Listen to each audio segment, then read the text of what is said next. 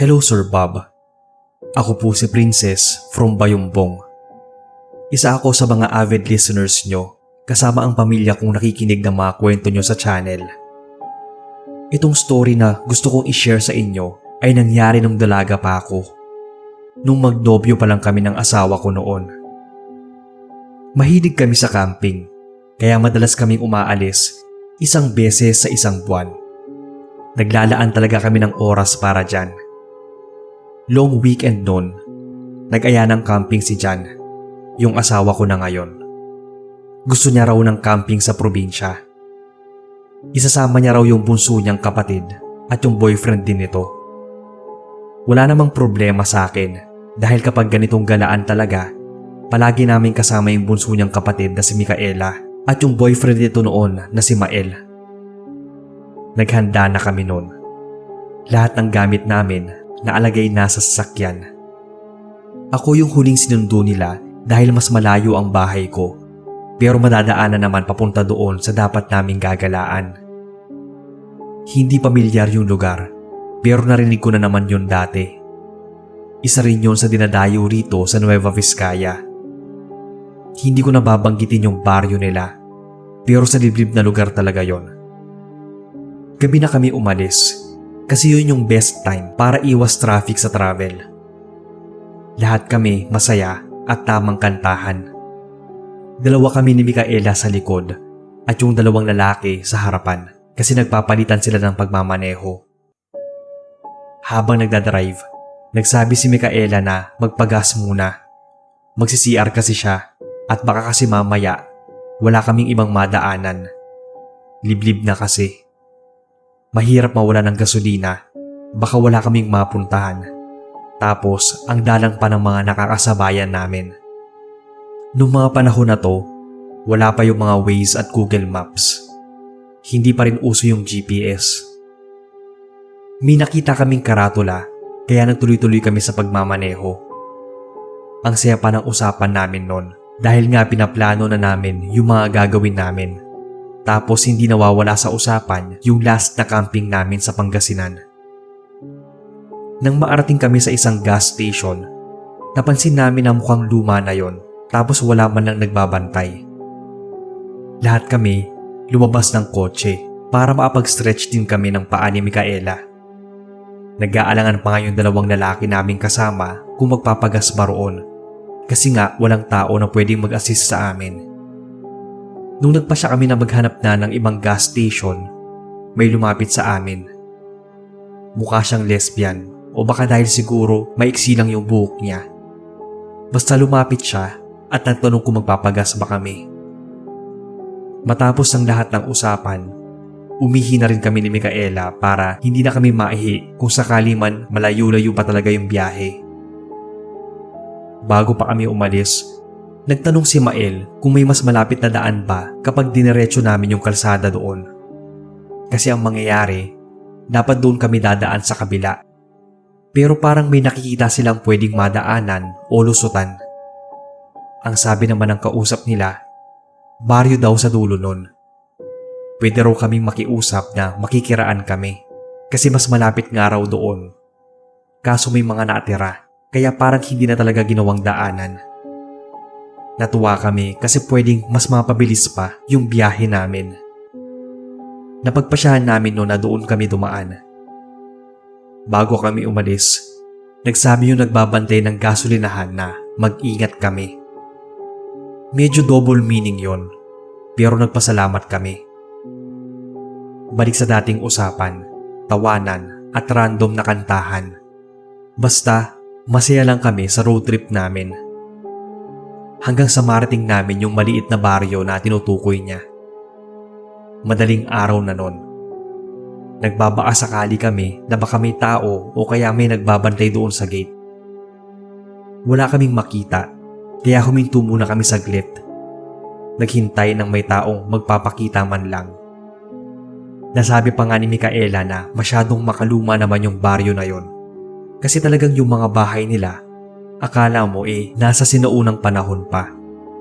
Parang wala ring kuryente sa kanila kasi sobrang dilim.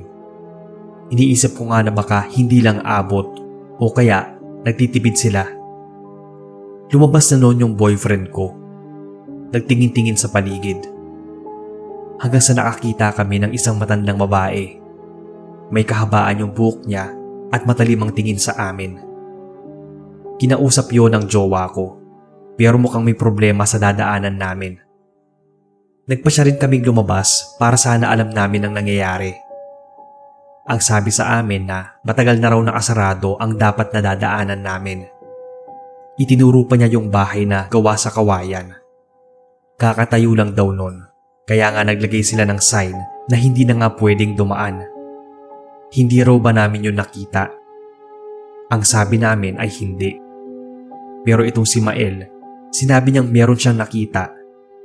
Ang problema lang, hindi niya masyadong mabasa kaya hindi niya sinabi sa amin. Ang layo pa naman ang naikot namin, tapos pagod na rin yung jowa ko noon magmaneho. Kung si Mael naman ang papalit sa kanya, baka delikado kasi kanina pa siya antok na antok noon. Balak sana namin magpahinga muna sa sasakyan at saka na lang ulit kami iikot dahil nga maling daan na yung napuntahan namin. Dagdag oras yon at ang layo pa naman. Wala na rin daw ibang lalabasan ng sasakyan. Nag-offer yung matandang babae na pwede raw kami maituloy sa bahay nila pansamantala para kahit papaano ay maapagpahinga kami. Nagdadalawang isip pa kami nung una pero pumayag din naman kami. Gusto rin naming humilata dahil masakit yung likod ng BF ko. Nakakahiyaman pero pumasok kami sa loob ng bahay ng matanda. Napansin ko pa nga na ang creepy noon ng mga tao na bigla na lang sumilip sa bintana nila. Bumulong ako kay Micaela pero siniko niya ako para tumigil. Kung may sasabihin daw ako, ipagpabukas ko na lang kapag umalis na kami doon sa lugar. Luma talaga pati yung bahay. Hindi ko akalain na sa panahon na yon ay meron pang ganong klase ng bahay. Mga 2011 to nangyari. Baka nga dahil sa liblib na probinsya din yon kaya parang nahuli sa pag-unlad. Medyo naawa naman ako sa kanila kasi ang hirap ng ganong klaseng buhay. Yung dalawa naming kasamang lalaki nakatulog dahil sa pagod. Habang kami naman ni Micaela hindi mapakali. May naririnig kasi kaming kumakaluskos sa bubong. Tapos parang ik-ik yung tunog na hindi ko alam kung saan ba galing. Napahawak si Micaela sa tiyan niya kasi para daw humihilab. Ako naman napaupo at tinanong siya kung gusto ba niyang magbawas. Samahan ko na lang siya papunta sa banyo. Pero ang sabi niya, hindi raw. Ibang hilab raw ang nararamdaman niya. Napatingin ako sa paligid. Napansin ko yung matandang babae na nakatingin sa direksyon ni Micaela. Para ba siya naglalaway na hindi ko maintindihan? Chinek ko yung dikipad kong cellphone. Wala talagang signal sa lugar na yon, kaya hindi rin kami makaka-text o makakatawag sa iba. Nakaramdam na ako ng takot nun. Siyempre, hindi namin sila kilala. Nasa liblib na baryo kami. Ginising ko na nun si John. Inaya ko na silang umalis na kami. Antok na antok pa nga si Mael nung niyugyug siya ni Micaela. Nagtanong pa sila kung bakit. Kukuha lang daw sila ng tulog. Hindi ko sinabi yung dahilan. Basta sabi ko, magmadali na lang kako kami. Kaya umalis na rin kami noong mga oras na yon. Nagtanong pa nga yung matandang babae kung sigurado ba kami. Nagpasalamat na lang ako, sabay alis namin. Napansin ko na mas dumami pa yung mga tao na nasa labas ng bahay. Para tuloy kaming mga artista sa lugar nila. Matatanim din ang mga tingin nila sa amin, kaya nakakakilabot. Titig na titig pa rin sa amin yung matanda na parang naglalaway pa rin habang papalayo kami. Kahit papaano, nakabawi na ng tulog yung boyfriend ko, kaya nakapag-drive na siya palayo. Hindi pa nga kami gaanong nakakalayo. Nakarinig kami ng kalampag sa bubong ng kotse na para bang may tao na bigla na lang sumampa roon. Nagulat kami. Medyo nagpagewang pa nga yung sasakyan kaya mas lalong binilisan ni John yung pagdadrive niya. Pagkapasok kasi namin ng kotse, ang sabi ko, iba ang kutob ko dun sa baryo at sa mga tao. kaya bilisan namin ang pag-alis doon. Nang makalampas kami sa gasolinahan, napansin namin yung nagbabantay na kumuway sa amin at parang tuwang-tuwa pa siya na nakaalis kami roon. Sumabay na rin ang pagliwanag ng langit kaya kahit papaano, nakahinga na rin kami. Sinabi ko pa sa kanila yung mga napansin ko. Yung matandang babaeng naglalaway. Para kako siyang aswang. Saka ko lang nalaman na buntis pala si Micaela nung sinabi ko na yon. Balak sana nilang sabihin sa amin kapag andoon na kami sa camping site na dapat pupuntahan namin. Ang dami kasing ganap, tapos mukhang napunta pa kami sa baryo ng mga aswang. Nung maarating kami ng camping site, may nakausap kaming taga roon. Nagtanong kung saan ba kami dumaan. Nabanggit namin yung napuntahan naming baryo. Ang sabi niya, mabuti na lang daw at nagawa pa naming makaalis dun sa lugar. Kasi nga, baryo daw yon ng mga aswang. Hindi na raw nakakaalis ang mga dumadaan doon. Simula nun, tuwing may mga road trip kami, dumadaan na kami doon sa sinasabi ng mapa at na mga nauna nang nakapunta doon. Buti nga at nagsimula na rin mauso yung mga GPS devices, pati na ang Waze at Google Maps kalaunan. Takot na kaming maghanap ng shortcut dahil baka mamaya maling daanan na naman yung mapuntahan namin. Ito lang po ang kwento namin, Sir Bob. Sana ay mabasa ninyo at marinig namin sa inyong channel.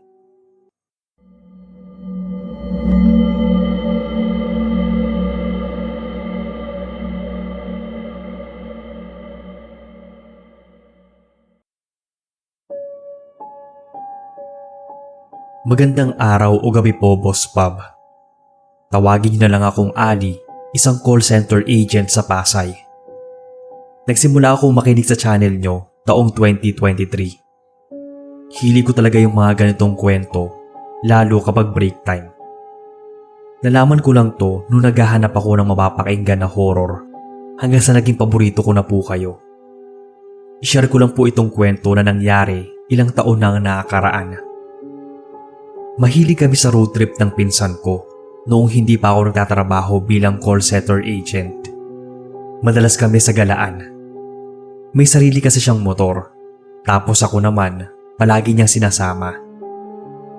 Isang gabi, pinuntahan niya ako sa bahay para ayain na mag-road trip. Ako naman, go lang sa lahat ng trip niya. May sarili din akong helmet na binili niya para daw kapag bigla niyang gusto magpunta sa kung saan-saan ay ready ako. Freelancer ako noong mga panahon na to, kaya maluwag yung schedule ko. Nagpunta kami doon sa maluwag na kalsada, as in walang kasabayan. Tapos puro puno at damo lang yung nakikita namin sa paligid. May kadiliman din dahil walang mga bahay at street lights. Enjoy namin yung ganoong senaryo. Paborito namin kapag ganoon. Minsan nga, nagkakatakutan pa kami. Pero ang totoo, nung mga panahon na yon, parehas kaming hindi takot sa mga multo na yan. Para sa amin, hindi kami naniniwala o kung may galang kaluluwa man sa paligid, hindi na namin problema yon. Basta, ganun lang kami mag-isip noon. At mas maganda kasi talaga ang road trip kapag gabi.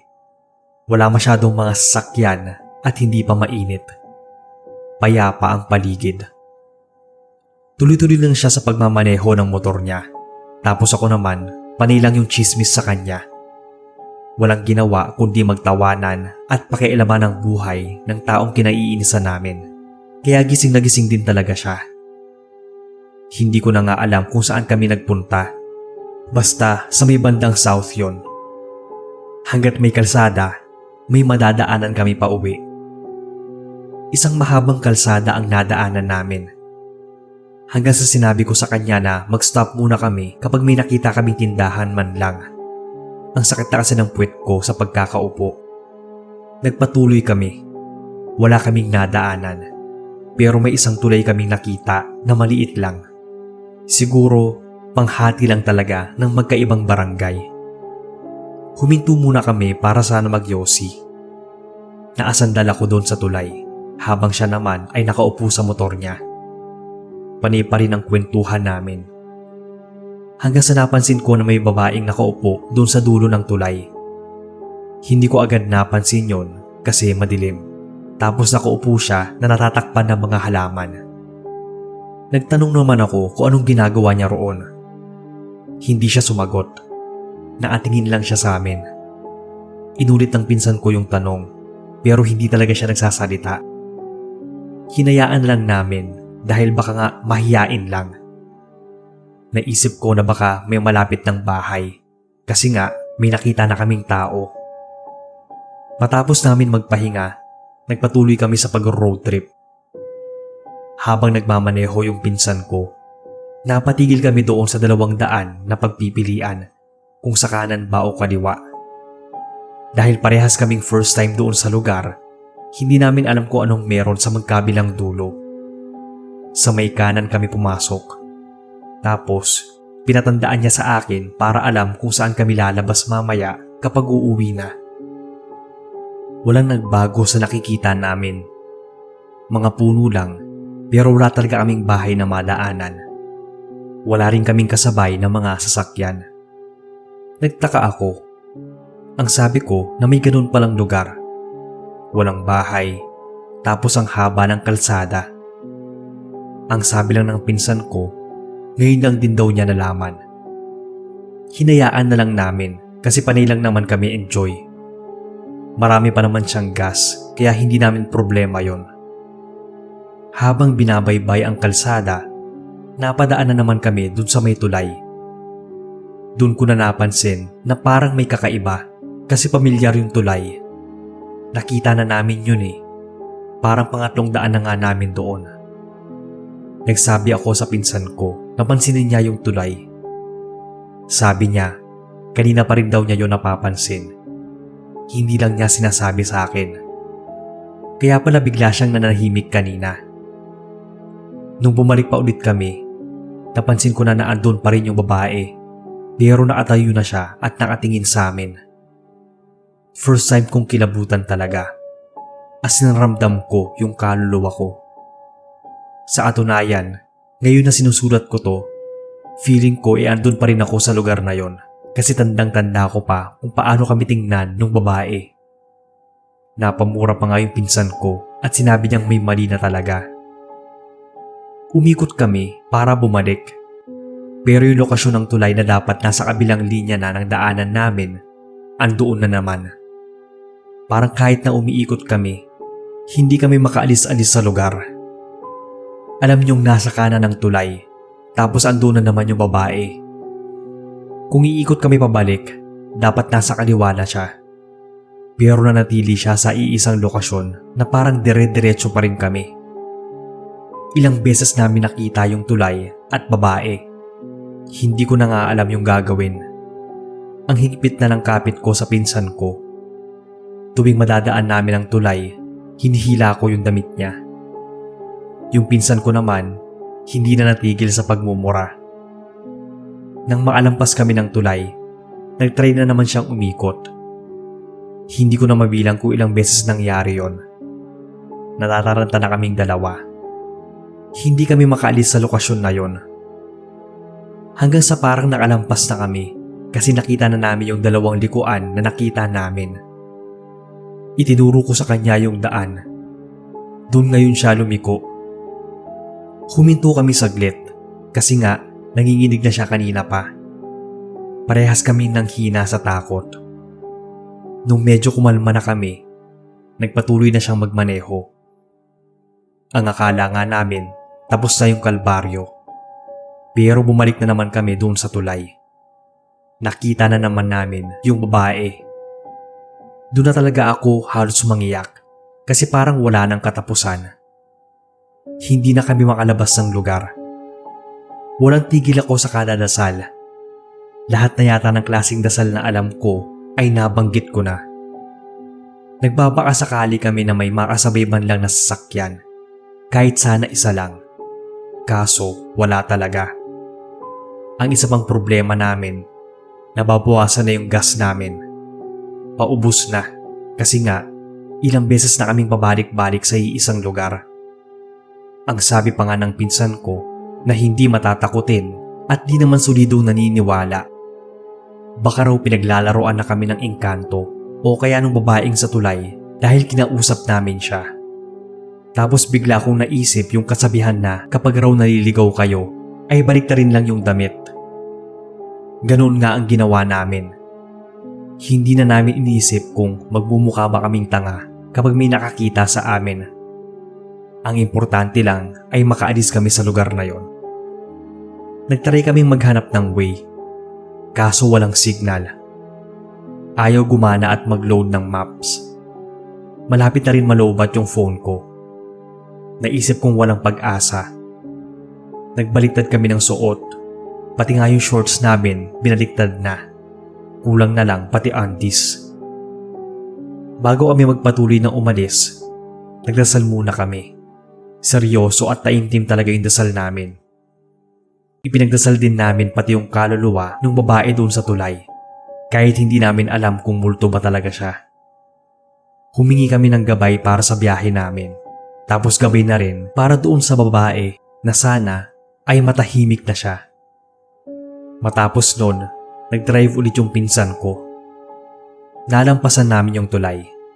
Dumaan na naman kami sa pagpipilian na daan. Ang ginawa namin, sa kabila na kami dumaan, kung saan naarating kami sa isang tindahan. Sa wakas, alam namin na yung dinaanan namin ay iba na. Maliit na tindahan lang yon. Yun bang may kapihan sa gilid. Tapos yung babae roon nagbabantay. Huminto kami. Halata naman sa amin yung takot. Nagtanong pa yung babae kung bakit parang takot kami. Napansin pa niya yung baliktad naming damit. Hindi na sana namin siya sasagutin, pero mukhang alam na niya. Dagdag niya, sa susunod raw ay mag-iingat kami sa mga road trip. Pagbabiyahe sa lugar na hindi namin kabisado para daw hindi kami nagsasama ng kaluluwang ligaw.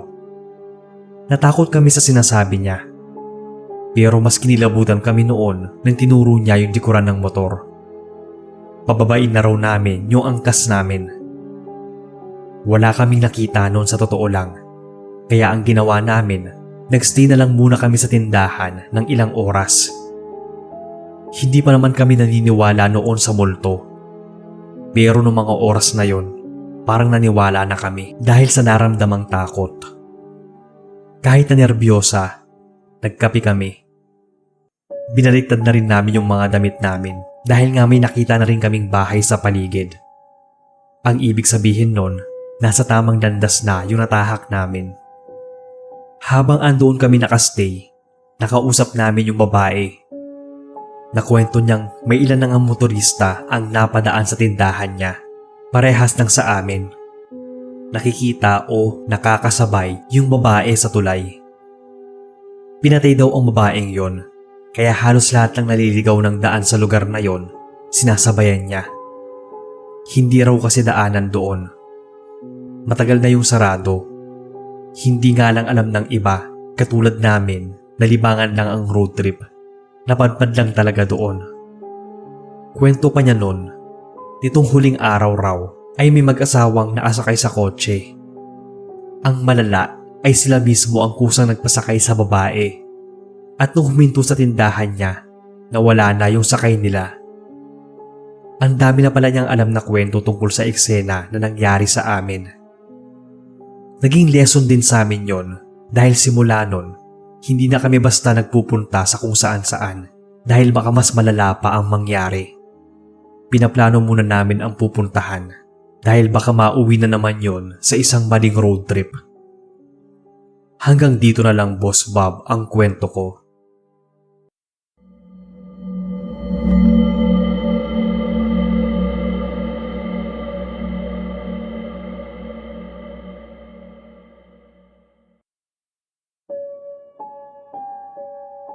Hello po sa inyo, Sir Bob, at sa lahat ng mga nakikinig sa inyong channel. Tawagin niyo na lang akong Winnie na atira sa Pampanga. Matagal na rin po akong nakikinig sa channel niyo at matagal ko na rin pinag-isipan kung ibabahagi ko ba itong nangyari sa amin noon. Matagal na panahon na ito nangyari bago pa mag-pandemic.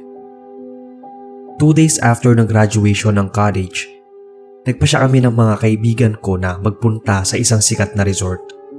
Gusto kasi naming mag-unwind dahil nakasurvive kami sa accountancy course. Tapos lahat pa kami ay pumasa kahit naalanganin ng grades namin noong una. At hanggat wala pa kaming trabaho at hindi pa busy, pinayagan din naman kami ng mga magulang namin. Meron kaming pupuntahang tagong resort dito sa Pampanga noon. Tago siya talaga, as in. Hindi siya sikat sa Facebook noon dahil parang wala pa namang gaanong tao na nakapunta roon. Sobrang layo rin kasi. Nalaman lang namin yon sa tropa ng kaibigan ko. Galing daw sila doon kasi nag-deliver sila ng mga biniling appliances. Kami naman lahat, go lang, kahit saan pa yan, basta magkakasama kami. 5 kaming magkakaibigan noon. Ako, si Wilma, Henry, Bam at Ruth. May sasakyan ang pamilya ni na Ruth, pero si Bam ang nag-drive nun dahil siya ang nakakaalam ng place na pupuntahan namin. Mahabang biyahe siya. Malayo siya kung nasaan kami. Ilang beses pa nga kaming naligaw at nagkamali ng liko. Wala kasing signal at hindi rin abot ng Google Maps at Waze yung exact location. Inabot kami ng higit 4 na oras paikot-ikot. Hanggang sa dumilim na. Nagkaroon kami ng pagtatalo noon kasi parang nagkasisihan na. Panay kasi turo ng lilikuan, mali naman pala. Paubos na rin yung gas namin. Hindi pa namin alam kung nasaan kami. Nangangapa kami dahil walang signal dun sa area. Kahit anong send namin ng text or chat sa kakilala ay wala talaga. Huminto muna kami saglit kasi kailangan namin pag-usapan kung dapat pa ba kaming tumuloy o bumalik na lang. Mainitin talaga ang ulo ni Bam. Nagtanong siya na kung babalik ba kami, natatandaan ba namin yung dadaanan. Liblib na kasi yung napasukan namin. Hindi pa simentado ang daan. Tapos, may iba pang part na maputik talaga. Wala sa aming kumibo, kaya lalo siyang nagalit. Paano raw kami makakaalis doon kung isa sa amin walang alam palabas? Kami namang mga babae, syempre normal sa amin na magpanik. Naiiyak na nga nun si Wilma, tapos sinisisi na kami. Kami naman, sinabing hindi naman kami pare-parehas na ginusto ang mga nangyari, bakit pa kami magsisisihan? Parang yun na yata ang ikasisira ng friendship namin. Sa ilang taon naming magkakaibigan, sa maling road trip pa kami magkakasiraan. Nagpakalma muna lahat para nga makapag-isip-isip. Wala pa namang ibang tao. Nung madilim na talaga ang paligid, sinubukan ulit namin magpatuloy. Trinay lang talaga kung may tama ba kaming papasukan. Nakakita kami ng 3 pwede naming daanan. Doon na kami napahinto. Hindi namin alam kung saan doon yung tama. Kasi wala man lang signs o kaya wala man lang kami nakakasabay. Nagsalita na si Bam na iikot na niya yung sasakyan. Uuwi na lang kami. Bahala na. Sa susunod na lang daw kami magpunta sa ibang resort dahil baka mas lalo lang kaming mapahamak. Gabi na at paubos na ang gas. Pati raw pasensya niya ay ubos na rin. Bumalik kami. Wala na kaming makitang daan. Yung huling daan na pinasukan namin, may puno ng nakaharang. Bumalik ulit si Bam. Wala kaming malusutan. Hindi na namin alam ang gagawin noon at lahat nagpapanik na, pati yung mga lalaki.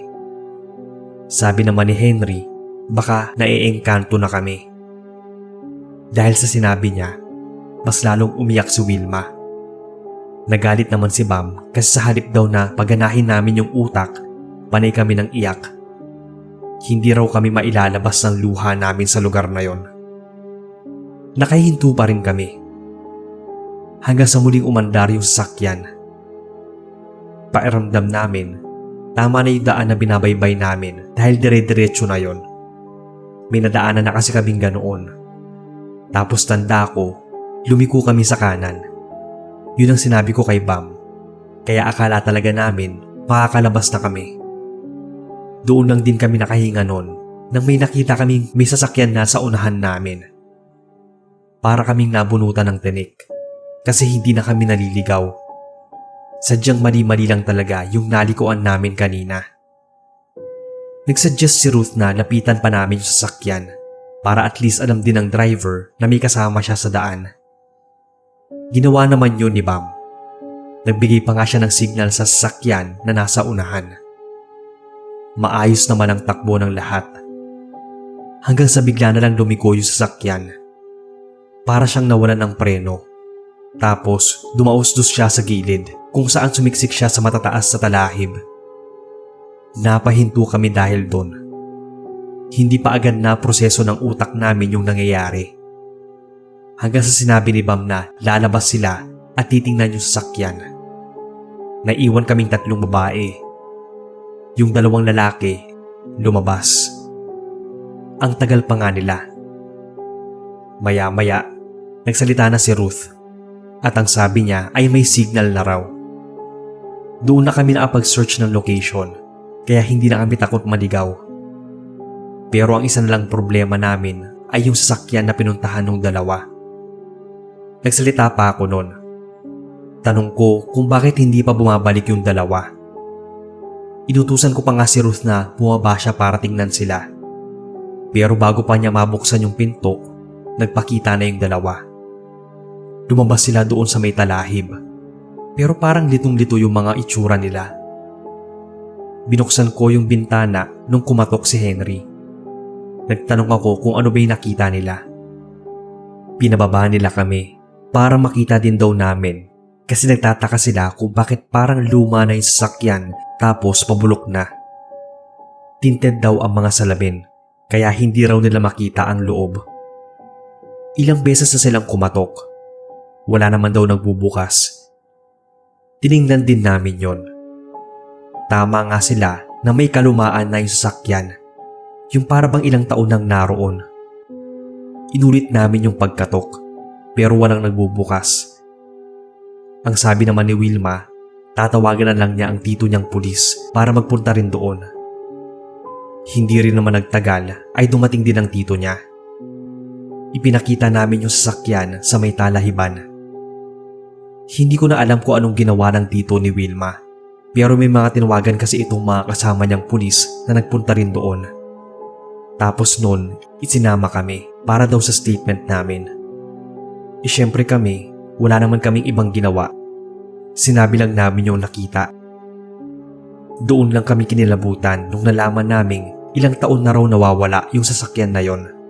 Dahil nga siguro nasa may liblib na lugar yon at hindi palagi nadadaanan ng tao. May nakita raw silang kanansay sa loob ng sasakyan. Pinakita pa nga sa amin yung news na yon. Lahat kami nagtaka kasi ang sabi namin, nakita namin mismo na may sasakyan kaming kasabayan nung gabi na pauwi kami. Paanong nangyaring may ganoong klase ng balita? Ang isa pang naapagtataka, ilang beses na raw sila naghahanap sa lugar na yon pero wala silang nakitang sasakyan. Hanggang ngayon, kapag magkakasama kaming magkakaibigan, hindi yun nawawala sa usapan namin. Kung na-close na yung case ng misteryosong sasakyan na yon, sa amin, hindi pa. Parang sa tuwing meron kaming road trip, nagkaroon na kami ng issue sa mga sasakyan na nakakasalubong namin. Simula rin nun, iniwasan na muna namin magpunta sa kung saang liblib na lugar. Baka yung mali-mali naming nadaanan, isa na pala yung sign para maresolba namin ang isang misteryo na tila ba nakalimutan na dahil sa tagal ng panahon. Kayo, ano sa tingin nyo yung nangyari at bakit namin nasaksihan yon?